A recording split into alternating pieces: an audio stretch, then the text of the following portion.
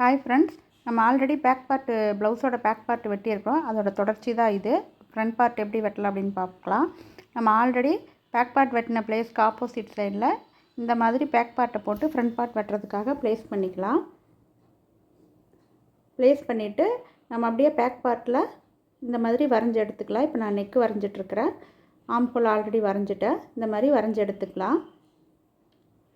நமக்கு back பார்ட்லேருந்து front பார்ட்டுக்கு நம்ம ஆம் ஹோல் அளவு, நெக்கு மட்டும்தான், ஷோல்டர் இது மட்டும்தான் அளவு தேவை. இப்போ கிராஸ் பீஸோட ஹைட்டு குறிச்சிக்கலாம். கிராஸ் பீஸோட ஹைட்டு 12.5 வருது. 34 இன்ச்சஸ் ப்ளவுஸோட டிவைடட் பை 4 வந்து 8.5 வருது. அது கூட ஒரு 1.5 இன்ச்சு சேர்த்துனா 10. அந்த 10 தான் வந்து நமக்கு பஸ் பாயிண்ட்டு. கீழே வந்து டாட் பிடிக்கிறதுக்காக ஒரு 2.5 இன்ச். அப்போ டோட்டலாக வந்து 12.5 இன்ச்சு.